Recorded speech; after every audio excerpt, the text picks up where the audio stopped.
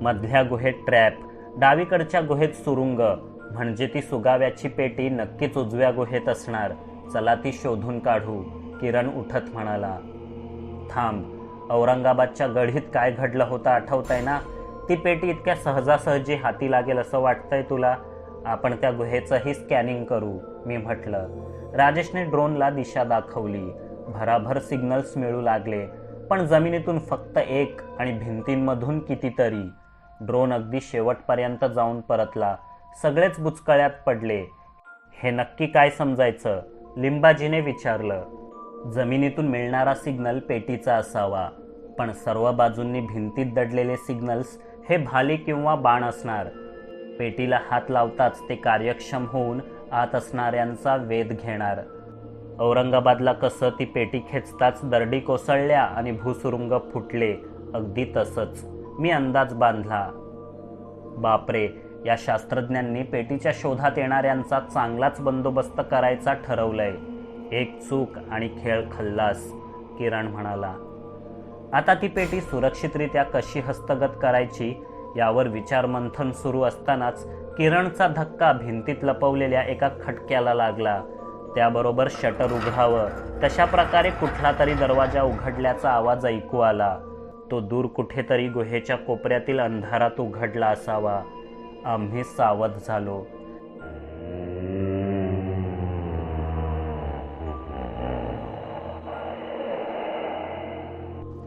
लगेचच एक भयंकर चित्कार गुहेत निनादला आणि पाठोपाठ दमदार पावलं वाजवत कुणीतरी आमच्याच दिशेने येऊ लागलं.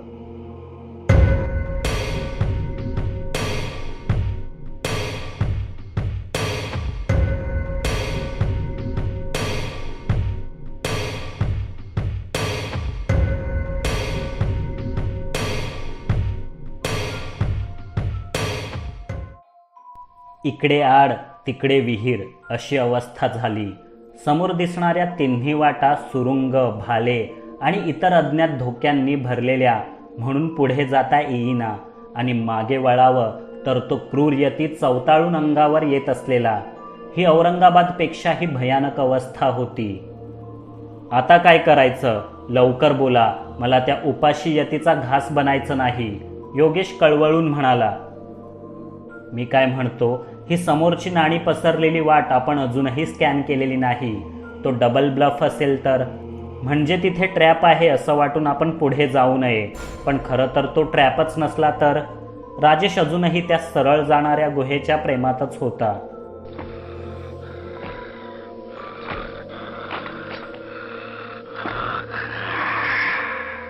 यतीची दणादण वाजणारी पावले आता जवळ येऊ लागली. ती गुहा स्कॅन करण्या इतका वेळच नव्हता, म्हणून बाजूला पडलेला एक मोठा दगड मी त्या नाणी विखुरलेल्या गुहेत टाकला. ओल्या सिमेंटमध्ये पाय रुतावा तसा तो घपकन आत गेला. ती गुहा म्हणजे एक जीवघेणी दलदल होती. राजेशचा विचार बदलला. थोडक्यात आपण तिघींपैकी एकाही गुहेत बिनधास्त शिरू शकत नाही, मागेही जाऊ शकत नाही. म्हणजे हीच आता आपली अंतिम वेळ. काही चुकलं माकलं असेल तर माफ करा मित्रांनो.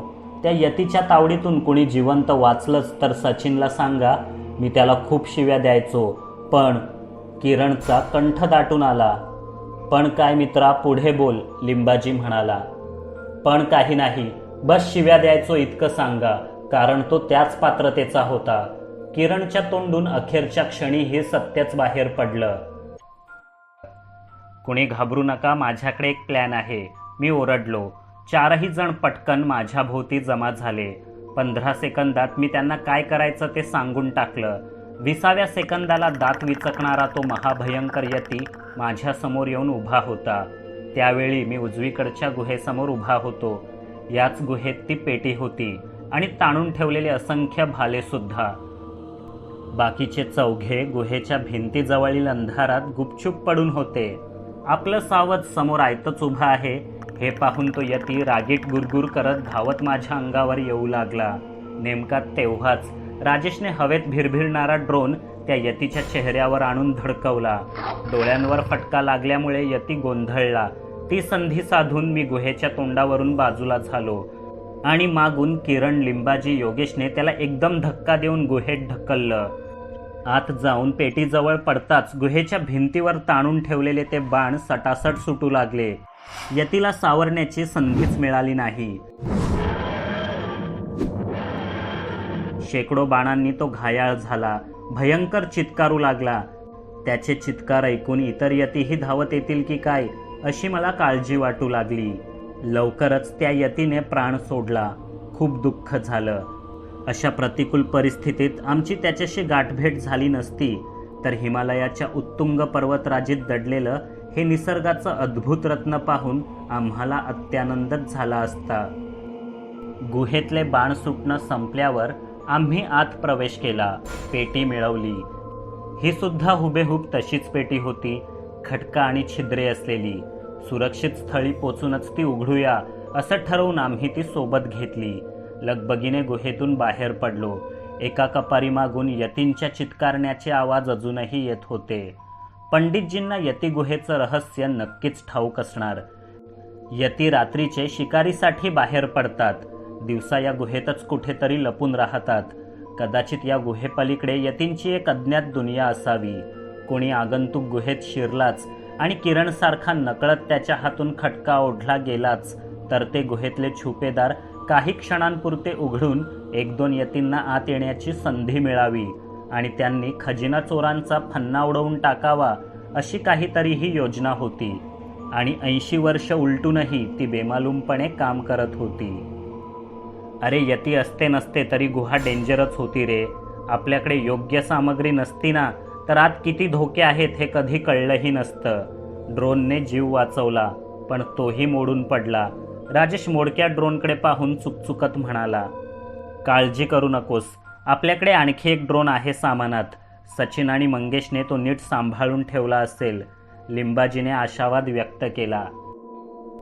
त्याचवेळी शंकर चाचांच्या अंगणात उरलेले 4घे जण कंटाळा आला म्हणून त्या दुसऱ्या ड्रोनने चेंडू उंचावर नेऊन खाली फेकण्याचा आणि कॅच पकडण्याचा खेळ खेळत होते. आम्हाला सुखरूप यती गुहेतून बाहेर पडल्याचं पाहून शंकर चाचा आणि गढवालींनी सुटकेचा निश्वास सोडला. आपल्या यतिमित्राच्या मृत्यूने खवळलेल्या इतर यतींनी रात्री येऊन हल्ला करण्याआधीच इथून निसटूया असं म्हणून आम्ही कॅम्प उचलला. दुप्पट तिप्पट वेगाने पर्वत उतरू लागलो. कुठल्याही ठिकाणी चढाईपेक्षा उतरणं नेहमीच सोपं असतं. 2 दिवसांचा परतीचा प्रवास आम्ही 1.5 दिवसातच संपवला. चाचांच्या घरी परतलो. रामा आणि शिवा दोन्ही गढवालींना गुहेत सापडलेल्या 5-5 सुवर्णमुद्रा देऊन आभार मानले. उरलेल्या मुद्रा शंकर चाचांना देऊन गावातल्या शाळेसाठी चांगलं छत असलेली एक मजबूत इमारत बांधण्यास सांगितलं. चाचांनी आनंदाने मिठीच मारली. लगेचच आम्ही त्यांचाही निरोप घेतला. मुन्सियारीच्या पंचतारांकित हॉटेलमध्ये परतलो. रेस्टॉरंटमधले सर्व चविष्ट पदार्थ ऑर्डर करून सचिन बाथटबमध्ये लोळायला गेला. बाकीच्यांनीही थोडा आराम केला. आजची रात्र इथेच घालवायची. पेटीत काय आहे ते बघायचं आणि मगच पुढची दिशा ठरवायची असं ठरलं. अखेर रात्री डिनर झाल्यावर आम्ही ती जादुई पेटी उघडायचं ठरवलं. कॅलिफोर्नियम 252 सारखं काहीतरी की खजिन्याचा पुढचा क्लू. प्रत्येक जण जाम उत्सुक होता. भरपूर मेहनत घेऊन अभ्यास करणाऱ्या हुशार विद्यार्थ्याला पास नापासची चिंता नसते. आपण मेरिटमध्ये येऊ की नाही अशी हुरहुर असते. आमची हुरहुरही तशीच होती. पेटीत नक्कीच काहीतरी मौल्यवान असणार. ती उघडायची कशी हेही ठाऊक होतं. चिंता फक्त त्या छिद्रांची होती. आधी त्यातून विषारी सुया बाहेर पडल्या होत्या. यती गुहेतला अनुभव लक्षात घेता यावेळी त्याहूनही खतरनाक काहीतरी बाहेर पडणार यावर सर्वांचंच एकमत झालं. आम्ही आधीसारखीच पोझिशन घेतली. सर्व फरशीवर झोपले. मी टेबलाखालून बटन दाबलं पण यावेळी कुठलेच काटे बाहेर पडले नाहीत. त्याऐवजी निळ्या हिरव्या रंगाचा धूरच हळूहळू बाहेर येऊ लागला. सर्व खिडक्या उघडा, नाकातोंडावर मास्क लावा, लगेचच खोली बाहेर पडा, हा विषारी धूर दिसतोय, मी ओरडलो. 5 सेकंदात खोली रिकामी झाली. जीवावर बेतलं की आमचे 9 घोस्ट सदस्य चित्त्यालाही लाजवतील इतकी चपळाई दाखवतात. 2 तासांनी पुन्हा खोलीत शिरलो. तो विषारी धूर खिडक्यांमधून नाहीसा झाला होता, पण खोलीतली सर्व झाडे मात्र दुष्काळासारखी सुकली होती. त्यांना हात लावताच राख होऊन उडू लागली. इतकं महाजहाल विष होतं ते. सर्व झाडांची राख कचरा पेटीत टाकून, खोली साफसूफ करून, खिडक्यादारे लावून आम्ही पेटी उघडली. आत पुन्हा एक सोन्याची किल्ली सापडली. फक्त किल्लीच, दुसरं काही नाही. पुन्हा त्या किल्लीवर काही विशिष्ट खुणा सापडल्या. ती एक सांकेतिक भाषा होती. 1.5 तासांची मेहनत करून तिचा अर्थ लावला.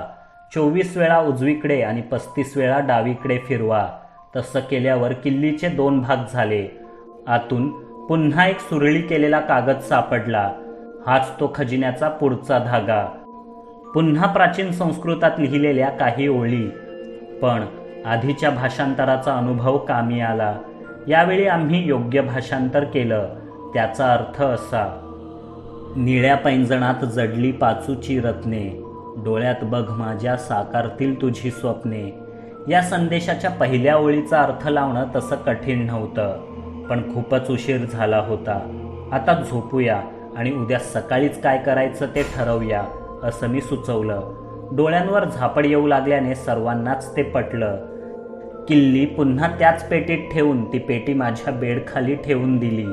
सगळे आपापल्या खोलीत निघून गेले.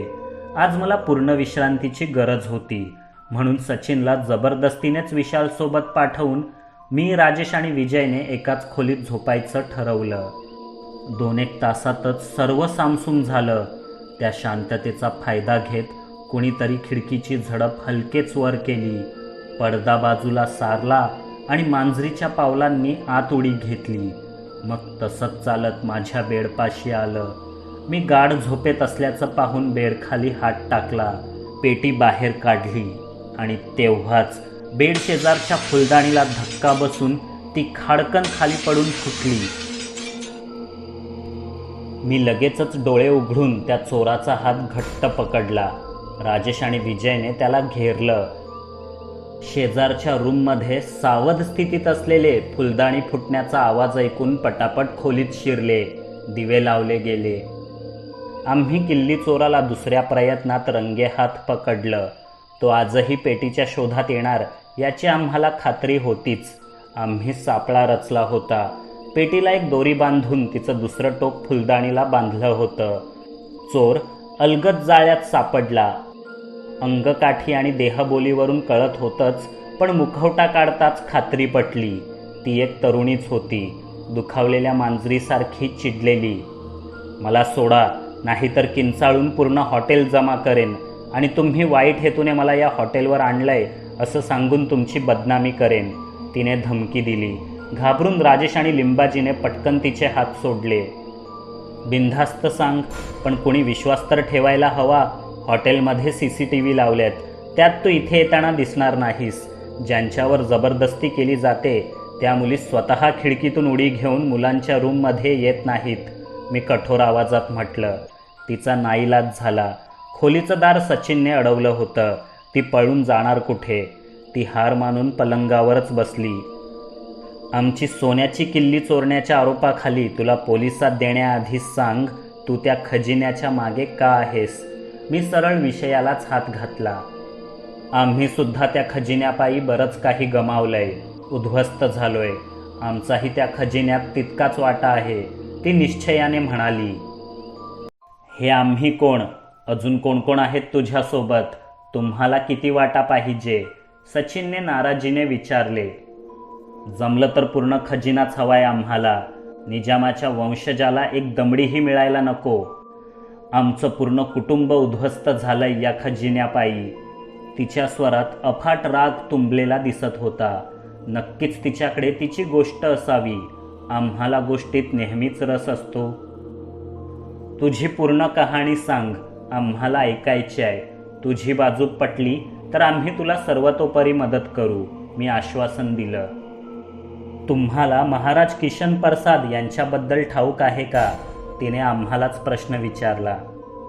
हो, त्या 17 जणांच्या यादीमध्ये त्यांचंही नाव होतं. ते हिंदू असून उर्दू पारशी भाषेत कविता करायचे. संस्कृत भाषेचेही ते उत्तम जाणकार होते. बहुतेक हे सोनेरी किल्लीत सापडणारे खजिन्यासंबंधीचे गुप्त संदेश त्यांनीच लिहिले असावेत, मी म्हटलं. महाराज किशन प्रसाद हे निजामाचे बालपणीचे मित्र होते. ओस्मान अलीने त्यांना 2दा आपल्या हैदराबाद संस्थानचे दिवाण म्हणजेच प्रधानमंत्री बनवले. त्यांच्या काळातच निजामाची इतकी भरभराट झाली की तो जगातला सर्वात श्रीमंत व्यक्ती बनला. खजिना लपवण्यासाठी जो 17 जणांचा समूह तयार करण्यात आला त्यांचे ते नायक होते. निजाम ओस्मान अलीचे सर्वात निष्ठावान मंत्री. त्यांच्या कामावर खुश होऊन हैदराबादच्या जनतेनेच त्यांना महाराज ही पदवी दिली होती आणि ते माझे खापरपणजोबा होते. त्या मुलीने ओळख सांगितली. चांगली गोष्ट आहे, पण तुझ्या खापरपणजोबांनी तो खजिना दडवायला मदत केली आणि तू लुटणार. निष्ठेचं काय झालं मग? किरणने टोमणा मारला. निष्ठा सुडाच्या आगीत कधीच जळून गेली आहे. त्यावेळच्या प्रथेप्रमाणे निजामासारखीच किशनबाबांनीही अनेक लग्ने केली, अनेक मुले झाली, असंख्य नातवंडे झाली. उतारवय सुरू झालं आणि तेव्हाच देशाला स्वातंत्र्य मिळणार असं कळलं. पूर्ण देशासाठी ही आनंदाची बाब होती. संस्थानिकांच्या तोंडचं पाणी मात्र पळालं. संस्थाने खालसा होणार, राजेपद उरणार नाही. भविष्याची चिंता सतावू लागली. प्रत्येक संस्थानिक जमेल तितकी धनदौलत लपवून ठेवू लागला. तेव्हाच टाइम मॅगझिनने निजाम ओस्मान अलीला जगातील सर्वात श्रीमंत व्यक्ती घोषित केलं होतं. त्याच्या त्यावेळच्या वैभवाची आपल्याला कल्पनाही करता येणार नाही. करोडो रुपये किमतीचा जेकब डायमंड पेपरवेट म्हणून वापरत होता तो. लगेचच निजामाने किशनबाबांना खजिना दडवण्याबद्दल सूचना केल्या. 2 अटी घातल्या. पहिली अट, खजिन्याचा ठाव ठिकाणा निजामाशिवाय इतर कोणालाच माहीत असू नये. दुसरी अट, खजिन्याच्या जागेचे सुगावे सांकेतिक भाषेत देशभर विखुरण्यात यावे. त्यांच्या आसपास कडेकोट बंदोबस्त असावा. म्हणजे निजामाच्या मृत्यूनंतर त्याच्या वंशजांनी खजिना शोधण्याचा प्रयत्न केलाच तर तो कुठल्याही अय्याश मनुष्याच्या हाती न लागता हुशार आणि लायक वंशजालाच मिळावा, तिने म्हटलं. मग बरोबरच केलं की. यात दुखावण्यासारखं काय आहे? मंगेशने विचारलं. पहिली अट नीट ऐकलीस का? खजिन्याचा ठाव ठिकाणा निजामाशिवाय इतर कुणालाच ठाऊक असू नये. म्हणजेच खजिना दडवणाऱ्या त्या 17 जणांना नंतर शिताफीने संपवलं जाणार होतं, दिवाण किशन महाराजांसकट, मी म्हटलं. बरोबर, पण किशनबाबांना संपवणं इतकं सोपं नव्हतं. ते लोकांचे लाडके होते, म्हणूनच निजामाने त्यांना अभय दिलं. पण एक अट घातली. बाकीचे 16 सहकारी खजिना लपवून आपल्या घरी पोचण्याआधीच देवाघरी निघून जावेत. किशनबाबांच्या पापभिरू मनाला हे पटेना, पण निजामाचा आदेश न मानणं म्हणजे मालकाचा अनादर. त्यांच्या स्वामिनिष्ठ मनाला तेही पटेना. अखेर नाईलाजाने त्यांनी खजिना दडवण्याचं काम आटपून घरी निघणाऱ्या त्या 16 जणांच्या बसला घाटात अपघात घडवून आणला. सर्वच्या सर्व ठार झाले, ती म्हणाली. पण निजामाकडे सापडलेल्या कागदपत्रात 17 जण ठार झाल्याची नोंद आहे, राजेशने आक्षेप घेतला. तो 17वा बसचा चालक असणार. आपली चूक झाली. किशन महाराज पुढे काही वर्षे आणखी जगले असतील, मी अंदाज बांधला. होय, पण त्यांच्याकडून खजिन्याचा ठाव ठिकाणा कुणाला कधी कळू नये म्हणून निजामाने त्यांना नजरकैदेत ठेवले. आपल्या स्वामीचा आपल्यावर विश्वास नाही याचे त्यांना इतके दुःख झाले की ते नैराश्यात गेले. अखेरच्या क्षणी त्यांनी आपल्या नातवंडांना कसल्या कसल्या चमत्कारिक गोष्टी सांगायला सुरुवात केली. आपल्या येणाऱ्या प्रत्येक पिढीला या गोष्टी सांगत राहा असे त्यांनी वचन घेतले. पिढी दर पिढी त्या चमत्कारिक गोष्टी सांगितल्या गेल्या. प्रत्येकाला त्या सुरस कथाच वाटायच्या, पण मला त्यातला गुप्त अर्थ कळला, खजिन्याचे रहस्य कळले. पण प्रत्येक पिढीने आपापल्या परीने त्या कथांमध्ये इतकी ढवळाढवळ केली की खजिना नेमका कुठे आहे हे कळेना. मग मी हैदर अलीला फॉलो करायला सुरुवात केली. तोही खजिन्याच्याच मागे आहे हे कळलं. त्याने देशी विदेशी ट्रेजर हंटर्स बोलावले, पाण्यासारखा पैसा खर्च केला, पण सगळेच्या सगळे औरंगाबादच्या गढीत भूसुरुंगात फुटून मेले. मग हैदर अलीने तुम्हाला गाठलं, खजिना शोधण्याची जबाबदारी सोपवली. तुमच्याकडे पाहून तुम्ही गढीपर्यंतही पोचू शकणार नाहीत असं वाटलं, पण तुम्ही कमाल केलीत. गढीतला संदेश मिळवलात. तो मला मिळाला तर मीच खजिना शोधेन असं वाटून त्या रात्री मी ती किल्ली पळवली, पण तुम्ही आतून संदेश काढून घेतला होता म्हणून मी तुमचा पाठलाग केला. मुन्सियारीपर्यंत पोचले. त्या दिवशी चहा घेताना तुमच्यासमोर मीच बसले होते, तिने सांगितलं. हो, लक्षात आहे माझ्या. तेव्हाच आम्ही हा सापळा रचायचा ठरवलं आणि आज तुला जाळ्यात पकडलं, मी म्हटलं. पण अजूनही तुझ्या कथेतून निजामावर तुझा राग का, खजिना तुला का हवाय आणि तुझ्यासोबत कोण कोण आहेत हे कळू शकलं नाही. लिंबाजी डोळे बारीक करत म्हणाला. निजामाने किशनबाबांना नजर कैदेत ठेवलंच, पण पुढे त्यांच्यावर खुनाचा आळही आला. त्या 16 संशोधकांच्या खुनाचा आळ. तो अपघात नसून ठरवून केलेला घातपात आहे हे एका इंग्रज अधिकाऱ्याच्या लक्षात आलं. त्याने निजामाची कसून चौकशी केली. त्यालाही खजिन्याचा वास आला. खरं काय ते सांगा, नाहीतर तुम्हाला मनुष्यवधासाठी तुरुंगात टाकून तुमचं राज्य आताच खालसा करू, अशी त्याने धमकी दिली. आपली कातडी वाचवण्यासाठी निजामाने तोही आळ किशनबाबांवर टाकला. स्वामीनिष्ठेपायी बाबांनी आरोप मान्य केले. तेव्हा त्यांचं वय 70च्या आसपास होतं. तुरुंगात जाण्याआधीच त्यांचा मृत्यू झाला.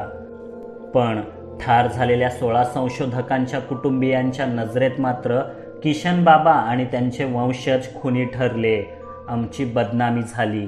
निजामाचा खजिना लपवलाय हे सर्वश्रुत झाले आणि त्या खजिन्यासाठीच दिवाणांनी संशोधकांना संपवलं असा लोकांचा समज झाला.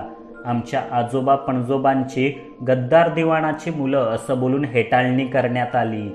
सर्व व्यवसाय नोकऱ्या सोडून, हैदराबाद संस्थान सोडून त्यांना इतरत्र पळावं लागलं. ते देशोधडीला लागले. दारिद्र्य आलं. फक्त किशनबाबांच्या कहाण्या सोडून दुसरी कुठलीच वडलोपार्जित मालमत्ता वाट्याला आली नाही. आमच्या एकाही पूर्वजाला त्या कथांचा अर्थ कळला असताना तर तो अफाट खजिना कधीच आमच्या मालकीचा झाला असता. मला कळला, पण तोपर्यंत त्या कथांचा बराच हिस्सा लोप पावला होता. आता खजिन्यासाठी मला तुमच्या मागे लागण्यावाचून पर्यायच नव्हता. किशनबाबांचे वंशज भारतभर विखुरल्यात. हजारो कुटुंबे आहेत, पण सर्वच्या सर्व दारिद्र्याशी लढत आहेत. मी तो खजिना मिळवेन आणि सर्वांना वाटेन, ती निश्चयाने म्हणाली. 1000 वाटे? मग माझ्या वाट्याला काय येणार? सचिन रडकुंडीला आला. तुम्ही काय वाट्यासाठी भांडताय? तो खजिना मिळाला तरी हैदर अली आपल्या वाट्याला काही येऊ देईल काय? आपलाही किशन परशात करणार नाही कशावरून? राजेशने विचारलं. सत्यकथन केलेस बंधो. अस्मादिकांना वाटते सेवकाने त्या सुवर्णरत्न जडीत, अज्ञात स्थळी दडीत खजिन्याचा नाद सोडून द्यावा.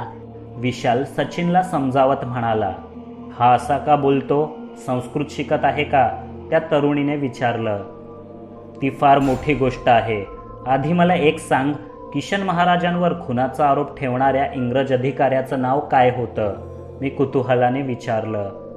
सर जॉन मार्शल, तिने थोडा विचार करून म्हटलं. मला वाटलंच होतं. म्हणजे किशन महाराजांवरचा खुनाचा आळ फक्त निजामाला वाचवण्यासाठी होता. मार्शल आणि निजाम ओस्मान अलीची आत वेगळीच तडजोड झाली असणार. मार्शललाही खजिन्याबद्दल कळलं होतं. खुनाचा आरोप किशनजींवर टाकून निजामाला वाचवायचं आणि त्या बदल्यात खजिन्याचा हिस्सा मिळवायचा असा त्याचा हेतू असणार. म्हणूनच तो वारंवार निजामाची भेट घेत होता. त्याच भेटीप्रित्यर्थ किंग कोठीचे घड्याळ उभारण्यात आले आणि त्या घड्याळाच्या टोळ्यातच आम्हाला खजिन्याचा पहिला क्लू मिळाला. कदाचित खजिन्याचा हिस्साच काय, पूर्ण खजिना तुला मिळेल जर तू शोधू शकलास तर, असेच आव्हान निजाम ओस्मान अलीने मार्शलला दिले असणार आणि त्या घड्याळात ते विशिष्ट टोले बसवले. कदाचित पुढे मार्शलने ते डिकोड करून खजिन्याचा पाठलागही केला असेल, पण गढीच्या पुढे पोचणं कठीण होतं. मी मार्शल संबंधी वाचलंय. तो भारतातच ड्युटीवर असताना एकदा औरंगाबादच्या जंगलात शिकारीला गेला आणि कायमचा गायब झाला अशी नोंद आहे. सरकारने वन्य पशूच्या हल्ल्यात त्याचा मृत्यू झाला असेल असा दावा केला, पण खरं तर तो गढीच्या आत भूसुरुंगाचा बळी ठरला असणार. गढीतील राख माती चाळली तर त्याच्या हाडांचे तुकडे सापडतील कदाचित. म्हणजे मार्शल तर संपला, पण मृत्यूपूर्वी त्याने हे गुपित आपल्या वंशजांना सांगितले असेल किंवा यासंबंधी कुठे लिहून ठेवले असेल तर आणखी काही जण या खजिन्यामागे नक्कीच लागले असतील. मी सर्व ऐतिहासिक धागेदोरे एकमेकांशी जोडत म्हटलं. आणखी काही जण म्हणजे मार्शलचे वंशज इंग्लंडवरून खजिन्याच्या शोधात येतील असं वाटतंय तुला? योगेशने विचारलं. नक्कीच, का नाही? ज्यांनी 150 वर्ष भारतभूमीचा कणनकण लुटला तो एवढा मोठा खजिना हातचा जाऊ देतील का? मी खात्रीने म्हटलं. म्हणजे आता फॉरेनर सुद्धा लागले का माझ्या खजिन्यामागे? साला हा खजिना आहे की सत्यनारायणाचा प्रसाद? कुणाकुणाला वाटू मी? याच हिशेबाने वाटेकरी वाढत राहिले ना तर प्रत्येकाच्या वाट्याला 50-50 रुपये येतील शेवटी. मला चायनीज खायला तरी पुरतील का ते? सचिन चिडून म्हणाला. पण त्याचं सारखं माझा खजिना म्हणणं त्या तरुणीला मात्र आवडत नव्हतं. तिच्या कपाळाला आठ्या पडत होत्या. ठीक आहे, खजिना सर्वांचाच आहे आणि एकट्या हैदर अलीने तो गिळण्यापेक्षा सर्वांनाच त्यातला हिस्सा मिळालेला काय वाईट? पण खजिन्याचा वाटा तुम्हाला मिळावा असं वाटत असेल तर तुला आम्ही सांगू तेच करावं लागेल. आहे कबूल? मी तिच्या पुढे प्रस्ताव ठेवला. तिने थोडा वेळ विचार केला. मग म्हटलं, सुरुवातीला तुम्हाला पाहिलं तेव्हा ही 9 मूर्खांची एक गँग आहे असंच मला वाटलं होतं. पण तुम्ही ज्या शिताफीने खजिन्याचा पाठलाग करत इथवर पोचलात ते पाहून I must say I was wrong. या जगात तो प्रचंड खजिना आजच्या घडीला कोणी शोधू शकत असेल तर ते तुम्हीच. मला तुमची ऑफर मान्य आहे, तिने म्हटलं.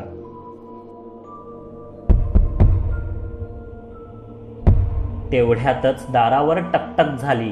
कोण आहे रे नको त्यावेळी? मंगेशने दरडावून विचारलं. साहब मैं हूँ, होटल का मैनेजर.